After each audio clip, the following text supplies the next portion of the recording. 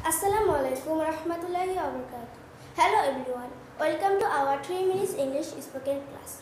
Today our lesson about 800 words for everyday life. Number 1. Jogging. তো ব্যায়ামের জন্য দৌড়ানো. Jogging is fun. অর্থ jogging মজা. Number 2. Fast food. অর্থ fast food. It is not good to eat too much fast food. অর্থ বেশি fast food খাওয়া ভালো না. Number 3. Traffic light. অর্থ ট্রাফিক বাতি.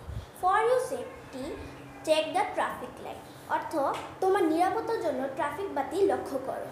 নাম্বার 4. সাবওয়ে. সাবওয়ে অর্থ পাতার রেল। I take subway to the office অর্থ আমি অফিসে পাতার রেল দিয়ে যাই। নাম্বার 5. ট্রেন স্টেশন অর্থ রেল স্টেশন। I can find train station অর্থ আমি রেল স্টেশন খুঁজে পাই না।